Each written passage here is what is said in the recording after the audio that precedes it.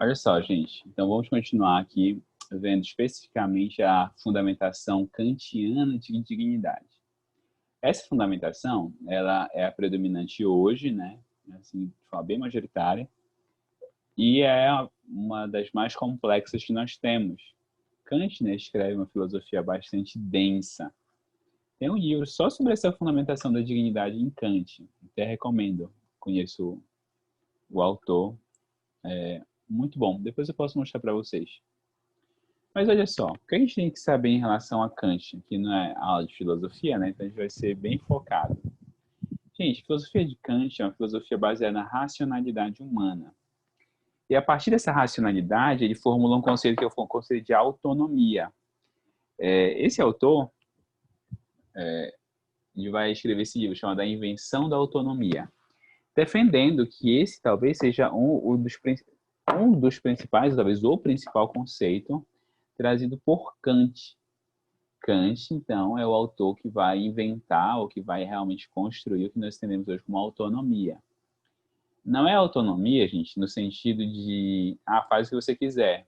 Não, é autonomia no sentido de que você consegue racionalmente compreender, você consegue racionalmente chegar às normas para reger a sua conduta. Autonomos, normas próprias, diferente de heteronomia.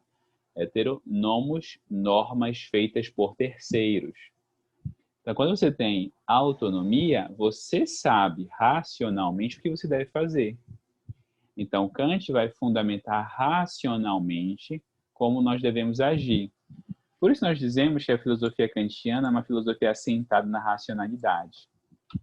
Ela vai entender a racionalidade como central para a compreensão sobre o ser humano. Bem, considerando esse contexto, né, considerando especialmente a capacidade racional do ser humano, o ser humano ele consegue se autodeterminar conforme as exigências impostas, pela sua própria razão. Como ele é um ser racional, ele consegue compreender como ele deve agir racionalmente, né? A ideia de autonomia moral. Bem, mas o que é que isso ainda tem relação com dignidade? Não entendi, professor.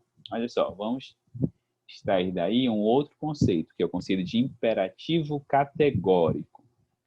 Gente, tem algumas formulações, e aqui também não vou ver todas, mas o principal ponto que eu queria destacar é a diferença entre o imperativo categórico e o imperativo hipotético. Os imperativos, né, são as normas para a ação, ou são as determinações para a ação. Quando você age visando um interesse ou visando um fim, você agiu segundo o imperativo hipotético. Você pensa assim, vou fazer isso para alcançar aquilo. Vou fazer isso por causa disso. Quando você inclui uma outra razão na sua ação, esse é o imperativo hipotético. Você fez aquilo não pela ação, você fez aquilo por outro motivo. Então, sei lá, você chega em casa, você diz, vou agradar, sei lá, meu pai, vou agradar meu marido, algo do tipo. Porque vou pedir um dinheiro amanhã para comprar, sei lá, um sapato novo. Então, eu vou lá e vou agradar ele, e vou, sei lá, tratar ele de forma carinhosa. Enfim, só um exemplo. Você tratou ele bem, se você acompanhar o raciocínio, para acompanhar o raciocínio, né? Você tratou ele bem para alcançar uma certa finalidade. Isso é imperativo hipotético. Quando é que você age segundo o imperativo categórico? Quando você sabe que aquela ação é a que deve ser feita e você a cumpre porque ela deve ser cumprida. Então, quando você diz assim, não, eu não vou colar na prova porque colar não é o certo. Imperativo categórico. Quando você diz assim, não vou colar na prova, porque se o professor me pegar, ele vai dar 0 e eu estou aqui perto dele, então é arriscado. Imperativo hipotético. Bem, ainda assim, o que é que isso tem em relação com a dignidade humana? Chego agora a este ponto. Então, olha só, gente. Esse imperativo aí se desdobra, inclusive, sobre como eu devo tratar as pessoas. E aí, imperativo categórico, ali na sua dimensão prática, ele vai dizer o seguinte: as pessoas devem ser tratadas como fins e não como meios. Quando você vai lidar com um ser humano, com uma outra pessoa, você não deve tratar como se ela fosse um objeto. Você deve tratar como se fosse um fim em si mesmo. Você deve agir em relação às pessoas como se elas fossem o fim da sua conduta e não o meio para você conseguir alguma coisa. Só para vocês terem ideia, né? Tá aqui, eu tenho o meu HD do computador, meu HD externo. Eu uso ele porque ele é útil para mim. Ele tem espaço ainda, ele funciona. E se um dia, se acontecer alguma coisa, ele explodiu, pá, não sobrou nada dele. O que eu vou fazer com esse HD? Vou pegar e jogar fora. Ele perdeu a utilidade para mim. Eu uso ele como um meio, porque ele funciona. Se ele não funcionar, tchau. O ser humano, não. O ser humano você não trata ele como se fosse um meio, porque ele não é um meio. O ser humano ele é o fim.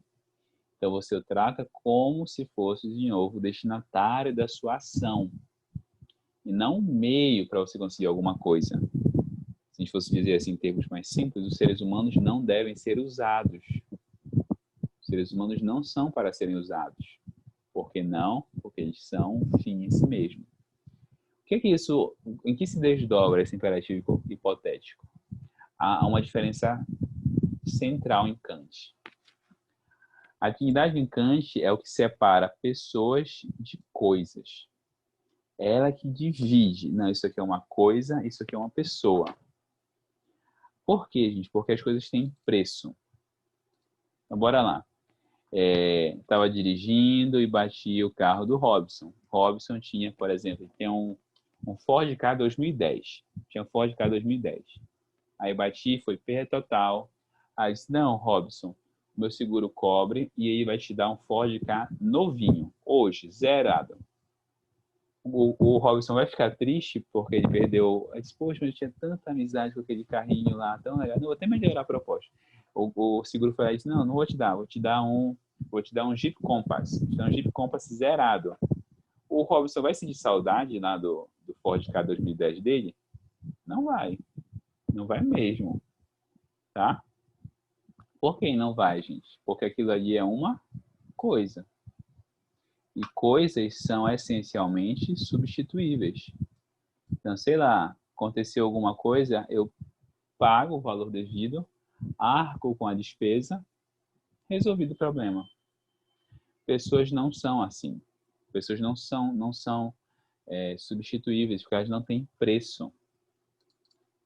Elas têm dignidade. Sabe aquela propaganda do Mastercard? Tudo tem um preço, para as outras coisas existe Mastercard. Então, é só você trocar essa frase por dignidade. Então, todas as coisas têm preço. A pessoa tem dignidade. É isso que a caracteriza, gente. Então, por isso, só para te pensar assim, sei lá, aconteceu, uma pessoa atropelou outra e matou na rua. Ele pode chegar para a mãe dessa pessoa e dizer, olha, perdeu seu filho, poxa, é uma pena, vou pagar aqui o valor, tá bom? E tá tudo certo. Estamos quites. Não é assim que funciona. Ah, professor, mas existe indenização? Existe, obviamente existe indenização. Mas você não trocou a pessoa pela indenização. Não foi uma troca. Você indenizou porque causou um dano profundo. E um dano que sempre vai ser um dano não indenizável. Você até paga uma indenização e tal, mas enfim, não vai ser suficiente nunca. Por quê? Porque pessoas não são substituíveis. Pessoas não são substituíveis. Isso, exatamente, Davi. A indenização vai tentar, então, fazer essa compensação, né, pelo que foi perdido, tentar amenizar eventuais danos psicológicos, emocionais. Em alguns casos tem um caráter punitivo, mas esse é mais controverso. Gente, dito isto, o que é que a gente tem que ter em mente quando a gente fala sobre dignidade humana? Considerando isso tudo que eu falei, tanto o histórico em Aquino, quanto essa conceituação em Kant. É que a dignidade humana, ela orienta e fundamenta os direitos humanos, justificando Por que nós temos que ser protegidos? E por que nós somos, essa palavra, invioláveis? O que é algo inviolável? É algo que não pode ser quebrado, rompido, destruído. O ser humano é algo inviolável. E aqui, gente, só duas características que eu sempre gosto de ressaltar. A dignidade é inerente ao ser humano.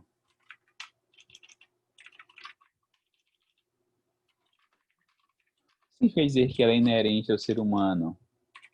Significa que ela existe independente de qualquer coisa. Eu não faço algo para adquirir a dignidade. Eu sou digno, independentemente do que eu faça.